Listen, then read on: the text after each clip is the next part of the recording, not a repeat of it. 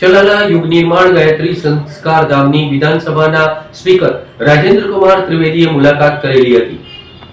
ચલાલાની પવિત્ર ભૂમિ પર આવેલા યુગ નિર્માણ ગાયત્રી સંસ્કાર ધામની પૂર્વ મહેસૂલ મંત્રી તેમજ વિધાનસભાના સ્પીકર રાજેન્દ્ર કુમાર ત્રિવેદીએ મુલાકાત લીધેલી હતી. રાજેન્દ્ર કુમાર ત્રિવેદીનું ગાયત્રી ધામના વડા પૂજ્ય રતિદાદા દ્વારા સન્માન કરવામાં આવેલું હતું, જેમાં ઢોલ નગારા સાથે ફુલહારથી વિદ્યાલયની બાળાઓ દ્વારા શાહી સ્વાગત કરવામાં આવ્યું. આ પ્રસંગે રાજેન્દ્ર કુમારે પોતાના પ્રવચનમાં શિક્ષણ અંગે વિદ્યાર્થીઓને માર્ગદર્શન આપેલું હતું અને ભારત ભૂષણ મહેશભાઈ મહેતાએ ગાયત્રી સંસ્કાર વિદ્યાલયમાં ચાલતી પ્રવૃત્તિ વિશે માહિતી આપેલી હતી તેમજ વિદ્યાલય તેમજ હરિબા મહિલા કોલેજની મુલાકાત કરાવેલી હતી. ગાયત્રી ધામમાં મહાઆરતીનો લાભ લઈ રાજેન્દ્ર કુમાર ત્રિવેદીએ ધન્યતા અનુભવેલી હતી. સમગ્ર કાર્યક્રમનું સંચાલન ભારત ભૂષણ મહેશભાઈ મહેતા તેમજ શાળાના પ્રિન્સિપાલ શીતલબેન મહેતાએ કરેલું હતું. આ કાર્યક્રમને સફળ બનાવવા ગાયત્રી સંસ્કાર ધામ વિદ્યાલયના સ્ટાફે ભારે જહેમત ઉઠાવેલી હતી.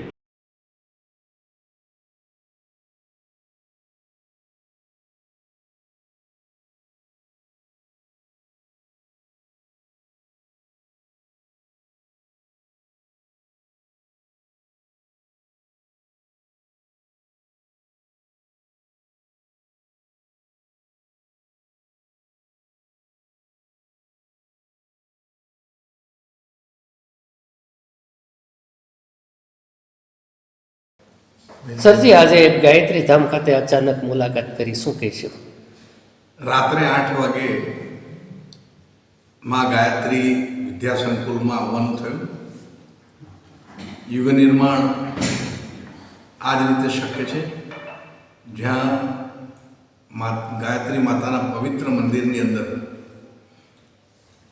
આવકારો જે મળ્યો છે એ સૌરાષ્ટ્રની સુવાસ છોડી જાય છે. ગાયત્રી માના દર્શન કર્યા.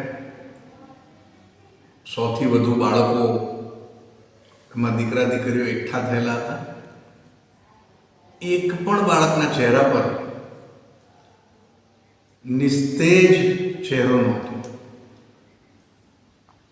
આખા દિવસના સમય પછી પણ બાળકોના ચહેરા પર આનંદની અનુભૂતિ હોય, ઉત્સાહ હોય, તેજસ્વી ઓજસ્વી બાળકોનો ચહેરો હોય, એ અહીં જોવા મળ્યો.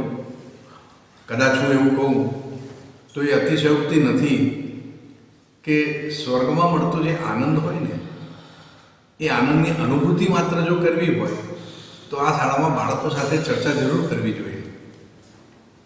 અને ત્યારબાદ ભોજન તો પ્રસાદ હતો.